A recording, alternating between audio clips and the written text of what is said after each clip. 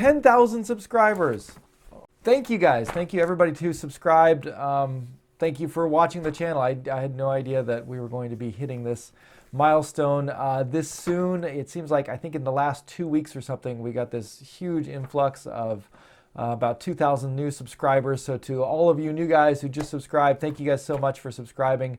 And I hope you enjoy the channel going forward. If you haven't seen much in the past, I've got a lot of other stuff in mind. But today we're doing the 10,000 subscriber giveaway, and I'm going to do a Q&A. This is my first Q&A, and I had a surprisingly long list of questions that people asked. So we're going to try and get through this as quickly as possible so that nobody gets too bored. So let's start with the giveaway. Let's get that out of the way first, because I think that's probably what more people are more excited about.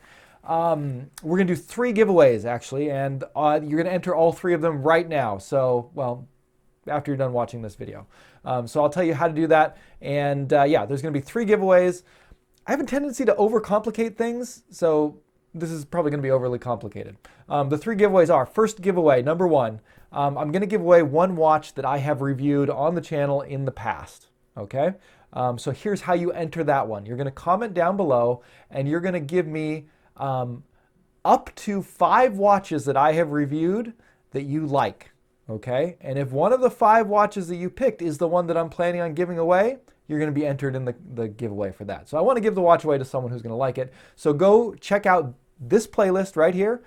This is all the watches that I've reviewed, and yeah, look through and tell me up to 5 of them that you would like to win. And if you picked if you picked the watch that I'm going to actually give away, you'll be entered in the giveaway for that. So everybody's eligible. Go check that list and tell me, yeah, 5 of the watches that you would like to win. You don't have to put 5. You can put just 1 if you want, but up to 5. Drop a comment down below. Second giveaway, okay, I'm going to give away 1 bronze tier watch from my Watch of the Month Club subscription. So if you guys are familiar with the channel, I do a Watch of the Month Club where we talk about budget watches under $200 in a certain category, and I always recommend 1 bronze watch that is $60 or less. So here's how you enter to win that. Go check out this playlist. This is all of the Watch of the Month Club videos, and tell me, if you win, which bronze tier watch you would like to win. So I'm going to let you pick. There are some caveats with that. Some of these watches might be difficult for me to get now. I am in Japan. I'm going to just buy it and send it to you. And depending on where you live, it may be hard for me to get it to you. So there is a possibility your first choice might not be available depending on those. I'm going to do my best to get you the watch that you pick. But work with me on this a little bit if you win, and I might need to ask you to pick a second or something like that. Final giveaway, 3rd place giveaway. I've got some straps coming in from Mora NATO straps. They're premium NATO straps that are supposed to be ultra secure. I'm going to be reviewing them, but I'll also be giving away 1 of those. To enter that one, all you have to do is tell me if you would prefer a 20mm or a 22mm Mora NATO strap if you win that one, okay? So just go down below after this video is done, check out those playlists, and then leave me in. You can do it all in 1 comment, it's fine. And then in a couple weeks time, probably around the time I'm doing the Mora strap review, I'll announce all the winners to all of these and get you guys your prizes out, and you can find out which watch I'm giving away, which bronze tier was selected, all of that fun stuff. Okay, that's the giveaway. Hopefully that makes sense. You know, links and everything down in the description as well. Let's move on to the question and answer. And there were a lot of questions, so I'm going to do my best to answer these. I feel like a lot of you are kind of overestimating me. So this is a channel about budget watch collecting, and I've been doing the channel for 2 years, which is when I started collecting watches. So I am by no means an expert. Some of these questions are over my head. But yeah, that's what this channel is kind of about, is sort of chronicling my journey to, you know, build a good, affordable collection and just sharing the things that I'm learning along the way. So I'm sure most of you guys probably know more than I do anyways, but I'll be giving you my opinions when I can, answering to the best of I can. And again, there's a lot of questions, so I'm going to go through as quickly as I can as well. So hopefully, yeah, you guys can all keep up. So let's just start jumping through, and I'll read through the questions and answer them as quickly as I can. All right, so Andrew asks, if you had to build the often discussed 3-watch collection out of all the watches you have so far, which watches would you choose? I would take my Orient Polaris, my Bulova Lunar Pilot, and my SWC Diver. All right, Base Nerd 44. If you could only have a small selection of watches, say 3 or 4, with the intent of regular wear, what would you pick? Okay, so I'm going to do this one a little bit different. So the last one was 3 watches that I have. I'm going to do 3 watches that I don't have that I would kind of like. So if I was going to start from scratch and just pick 3 watches, and these ones I don't have any experience with, so they could, wind up not being great for me. But the ones that I'm interested in getting that I don't have now, if I were going to build a collection of that, for a chronograph, I would take the Hemel HFT20 VK64 configuration, the Tissot Visidate Heritage, and a Glycine Airman Purist edition. I think you can find all of those under $500, which is kind of the theme of the channel. I try and stick with watches under $500. Occasionally we might shoot up above that. MRC 1886 asks, how did this happen that you're living in Japan? That's kind of a long story. So when I was in college, I went on a short-term trip to teach English at a church in Japan. So I went to a Christian college. The college would send teams every year to Japan, and that was my first time going to Japan. That's actually where I met my wife. She was the daughter of the pastor that we were working with there. After that trip, I got more interested in Japan, and long story short, I eventually decided to go back as a missionary. We came back in 2013. I'm working with a Japanese Baptist church here in rural Japan, and they were doing relief work in one of the cities that was hit by the tsunami, and now they're trying to start a new church in that city, so I'm working with them to help them do it. So I'm a Christian missionary working in Japan, and that's why I'm here. My Chinese Watch Collection asks, what do you do in your daily life in Japan? How long have you been living there? Where are you from originally? This whole Japan thing really interests me. So similar, I answered that a little bit, but I'm originally from California, Southern California, Orange County in the United States, and I've been in Japan for about 6 years now. Normal daily stuff that I do during the week, I kind of do all kinds of things. Like as a missionary starting a new church, we do like community events. We'll go and occasionally meet with people who lost their homes in the tsunami and just kind of do tea times with them and talk with them. We do different, concerts and crafts and different kinds of events around the city to kind of help build the community a little bit. And then for me, a big part of what I do, so we have a small church service at our home right now. We're meeting on Sundays, and I have to preach in Japanese, which is difficult for me. My Japanese I'm still learning Japanese, so it takes a long time for me to prepare a sermon in Japanese. And in order to do that, a lot of my time is spent preparing for Sunday, where I preach at people in Japanese on Sunday talking about the Bible. Half Past Blog asks, do you wear a chronograph while preaching to keep yourself on time? I don't now. I actually used to when I preached in English more. In Japanese, again, my Japanese level is still a little bit low. So basically what I do is I write my sermon out word for word in Japanese, and then I read it. So it's kind of on rails that way. So once I've written it, I know about how long it's going to be, and I don't really have a need to time it anymore. But yeah, when I was preaching in English, I would actually wear a chronograph sometimes to try and keep myself on time. Registani asks, my question, what is the meaning of life? Okay.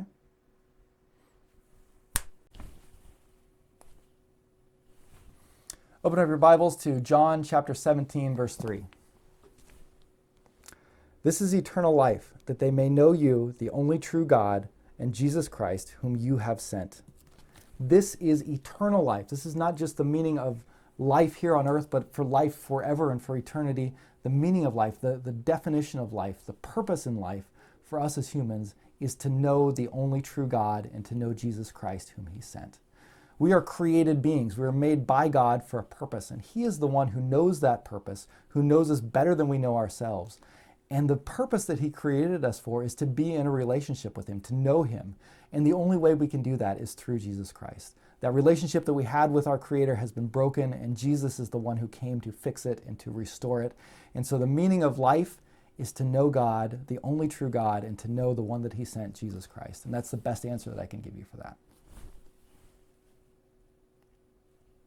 59 seconds. I think that's the shortest sermon I've ever done.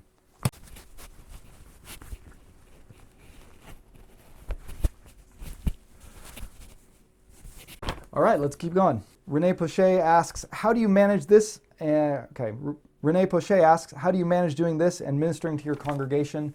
Currently, my congregation is only 2 people right now, which makes it a little bit easier. But really, the answer is I do this in the evenings and on off hours. So I try to have a defined time when I am working, and then, you know, on my free time that I have, I try and do this.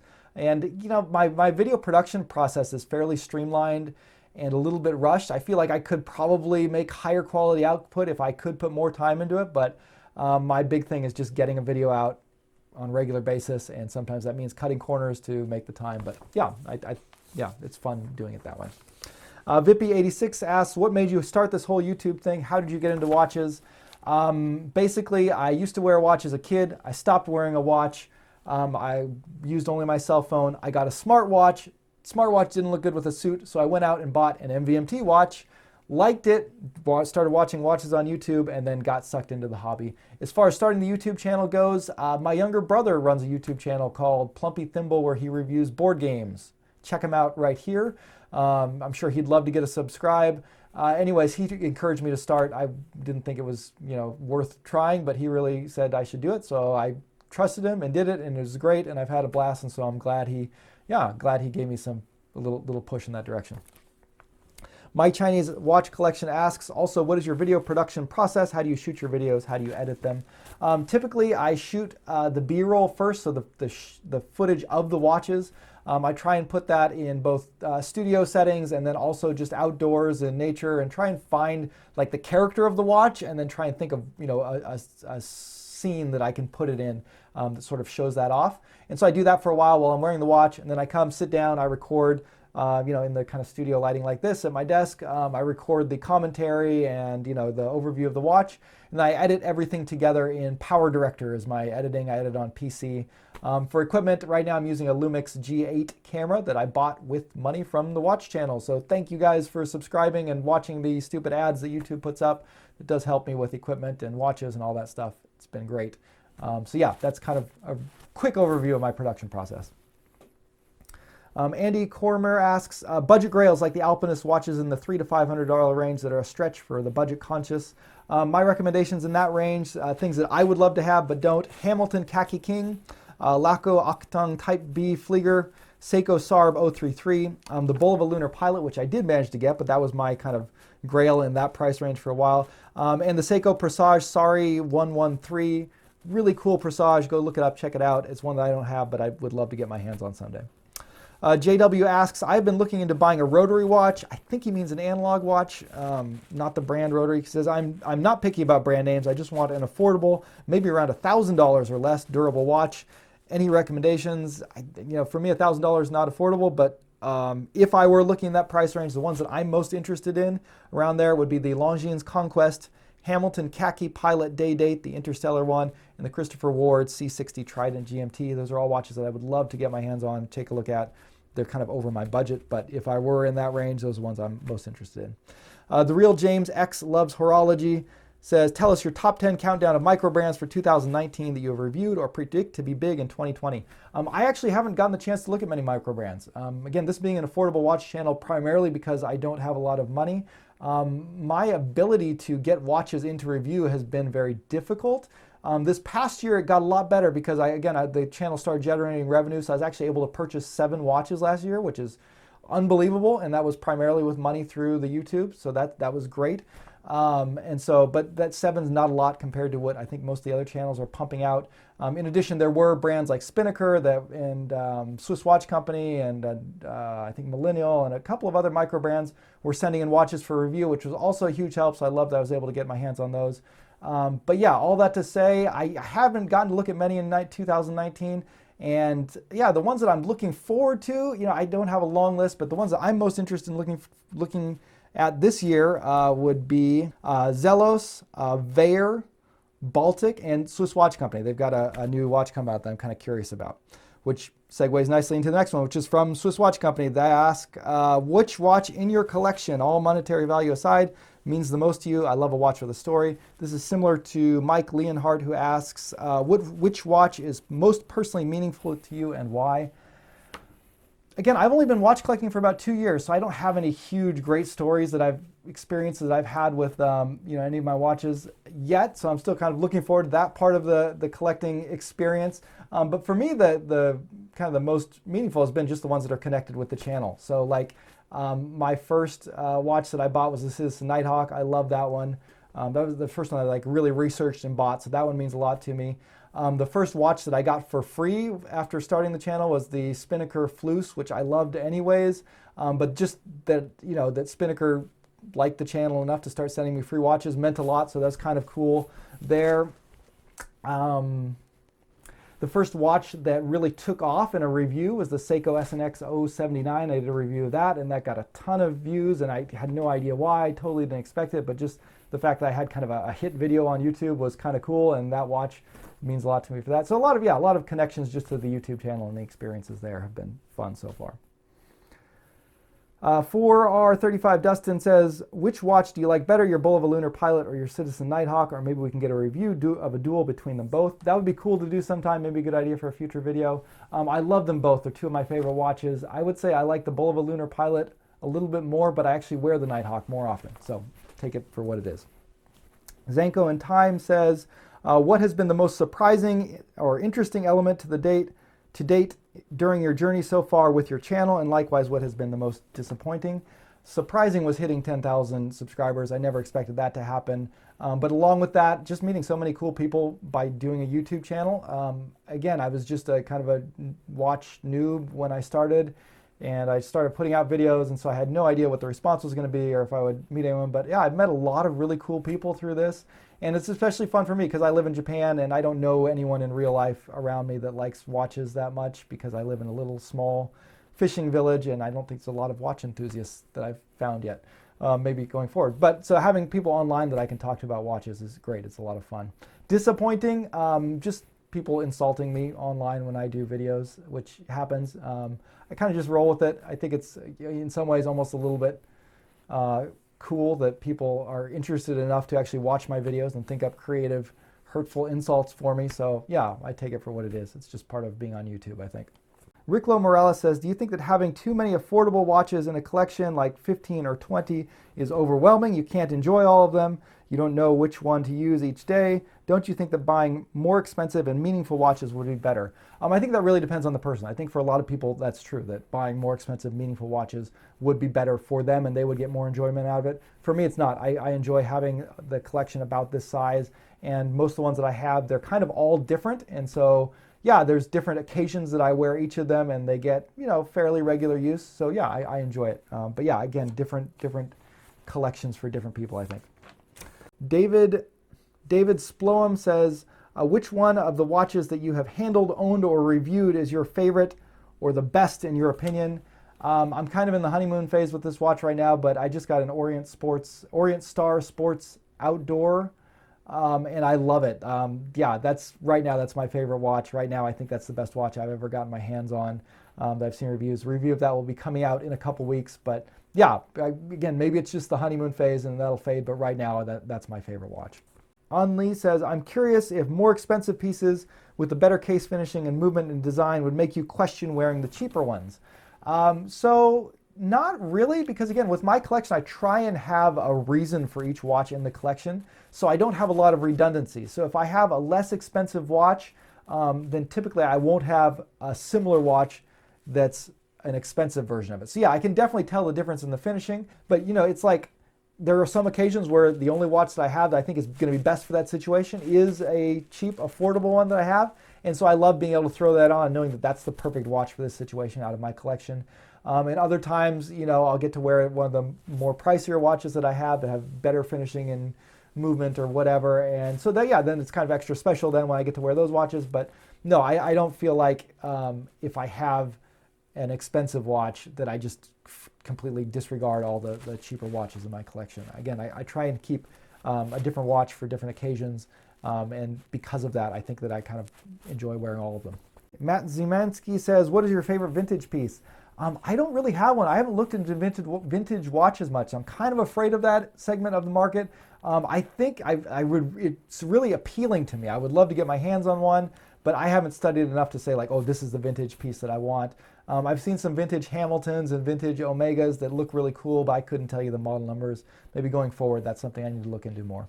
Blackie says, my dad gave me an Arrow watch as a graduation gift. I really love it. Unfortunately, I don't have much info about the brand. What are your thoughts about Arrow watch? I don't know anything about the brand either. I'm sorry, I haven't come across that one yet.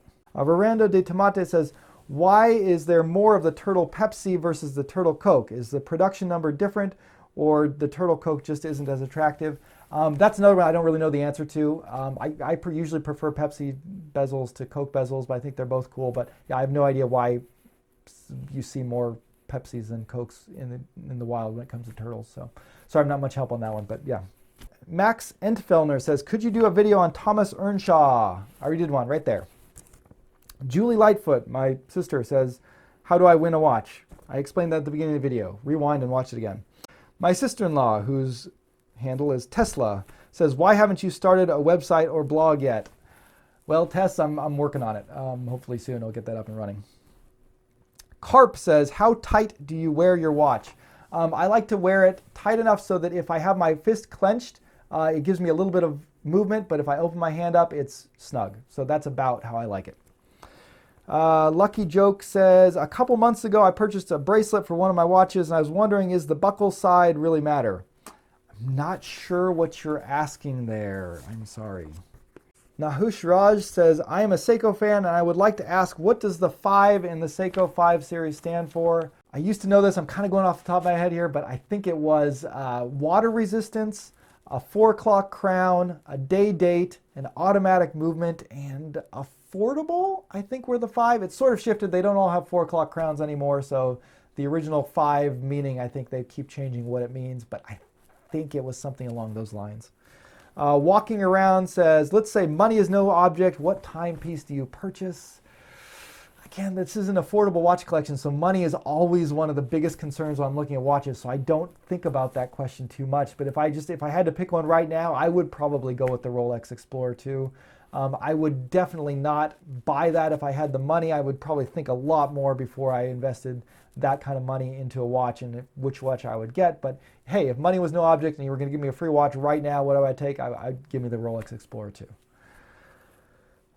Ben Cotton says, I'm curious about your thoughts regarding what to look for when buying used watches, not necessarily vintage. The biggest thing is a reputable seller. Look for someone who, if you're buying online on eBay, look for someone who has good ratings and lots of ratings. By far the most important thing. Also, if it's an automatic watch, try and figure out how old the watch is and what its service history was, and look for watches with good, clear pictures. Those are the things that I always do when I'm looking for used watches online. Kevin Stanley says, I'm interested in a slide rule pilot's watch, and I know you're a big fan of your Citizen Nighthawk. I like the look of the Seiko S&D 253, 255, I think it's the Flightmaster, a little bit better. Would you be willing to do a comparison video, or could you let me know your thoughts, pros and cons on the Seiko? I haven't got my hands on the Seiko yet. That's something that, yeah, another one that I've been really thinking I'd love to do is to get a Flightmaster and compare it to the Nighthawk. For me, when I was choosing between the two, and I liked the look of the Nighthawk. I felt like the Nighthawk was kind of a more modern, tougher look than the Seiko's more classic, kind of really hyper busy look. The other thing was that the Nighthawk had a GMT function, which I liked better than the Flightmaster's chronograph function. So yeah, so there's some feature differences, but yeah, I really love a GMT. I really love the look of the Nighthawk, and that's why I went with that. But yeah, looks I think is the biggest thing between the two. They're similar, but they do have definitely a different feel to them. Lejeune Sixtroniste? Sorry. I love Seiko Corporation's watches. What are your thoughts on Chinese versus Seiko movements? From what I've handled, the Seiko movements are pretty much always better than the Chinese movements that I've seen. Not to say that the Chinese movements are bad. They're amazing value for the money.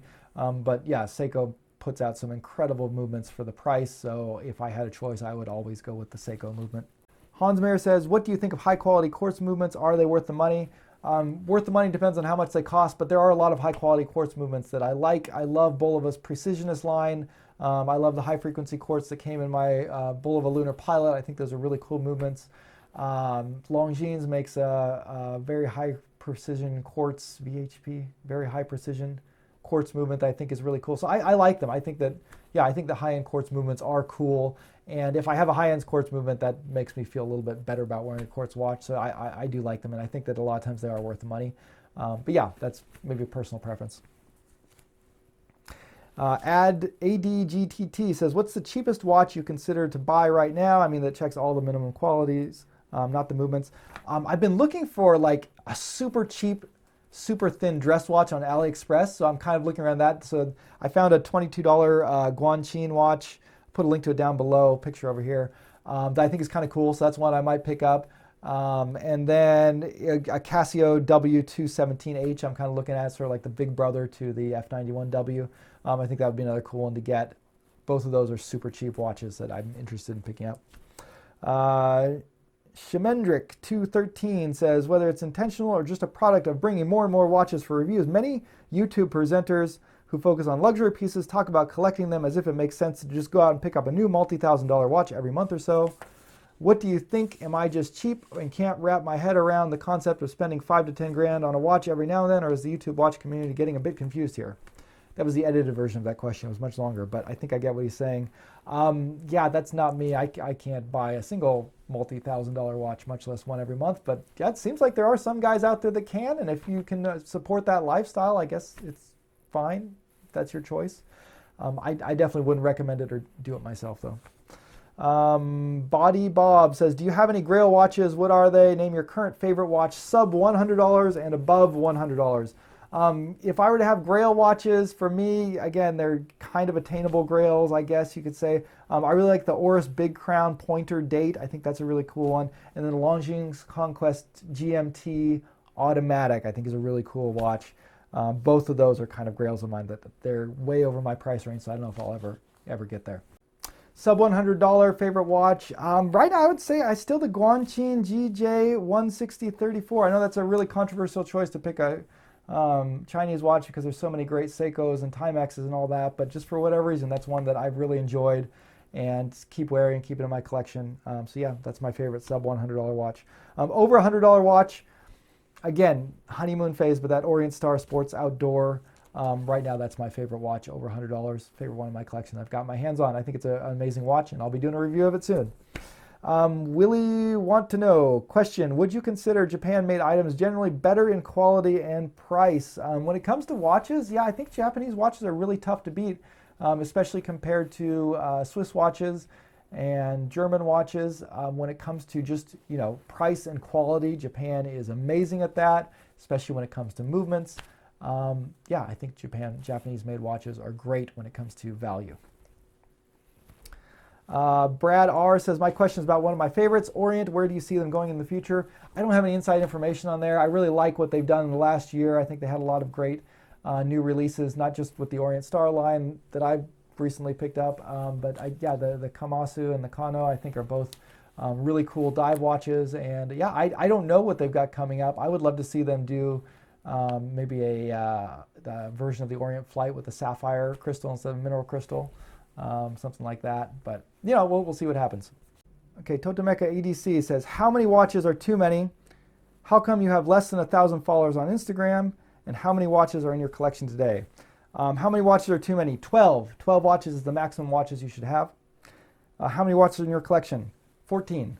And how come I don't have 1,000 followers how come I have less than 1,000 followers on Instagram? Because the 10,000 of you that subscribe to me on YouTube are not on Instagram, obviously, because if you were, you would all be already following me at Just the Watch Dave on Instagram. If you haven't, you can go follow me there. Alex Klemekwix says, how often do you rotate the watches that you wear? Do you wear something different every day, or do you wear the same watch for days at a time? How many times per day do you change your watch, depending on the activities that you're involved in?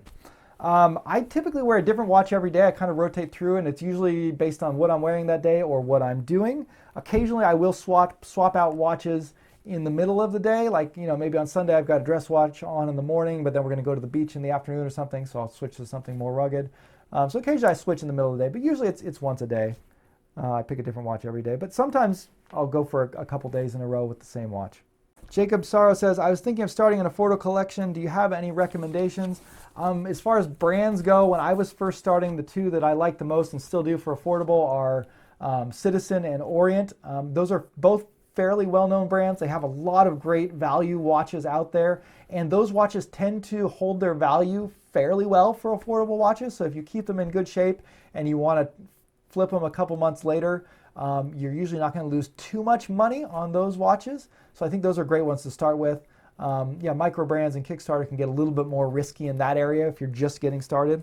Yeah, and then what I did is I made a list of all the watches that I was interested in, And I just kind of watched price on those because watch prices will fluctuate a lot. So I waited for one of the watches that I knew I really wanted to go on sale, and then I bought it then, and that seems to have worked out pretty well for me.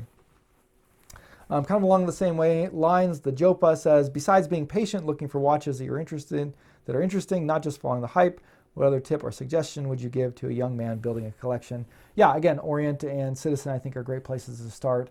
And yeah, that having that list of watches in mind that you like and then waiting for those ones to go on sale. For me, I think it was better to have a list of different watches rather than a single watch that I was really preoccupied with. Again, early on I didn't know what I liked, so I had a list of watches I wanted to check out.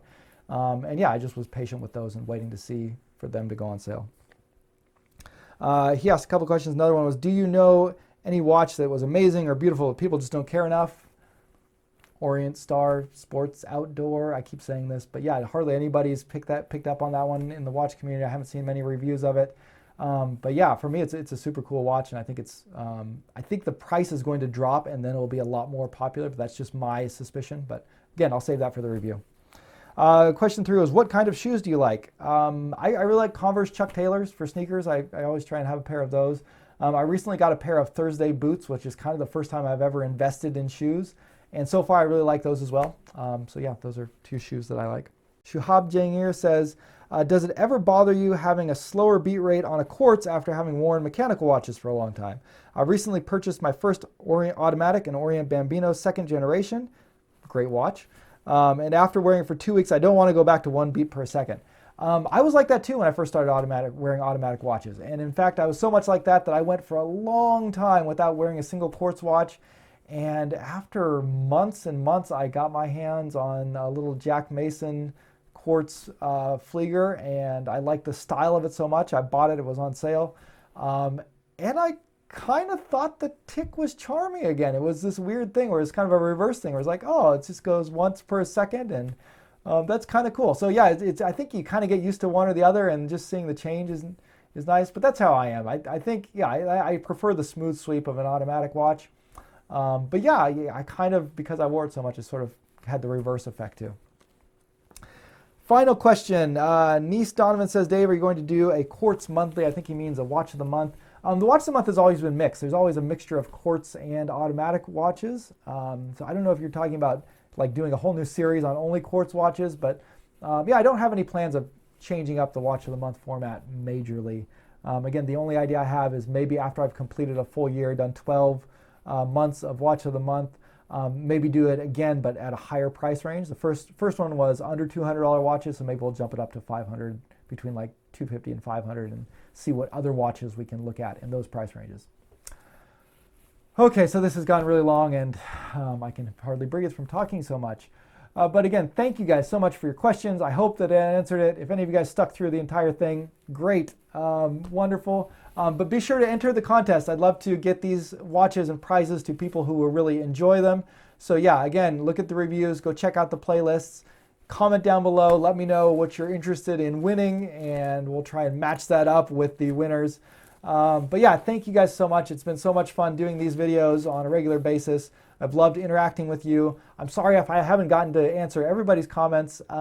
So like what happened was the last video that I did about why I think it's okay to collect affordable watches, for whatever reason, YouTube started really promoting that one. And I mean, if I was looking at my graph and it just shot up. So it was kind of out of nowhere. And I went from, 8,000 subscribers thinking, okay, at this pace, it looks like I might hit 10,000 in March or something. And then like 2 weeks later, we were there.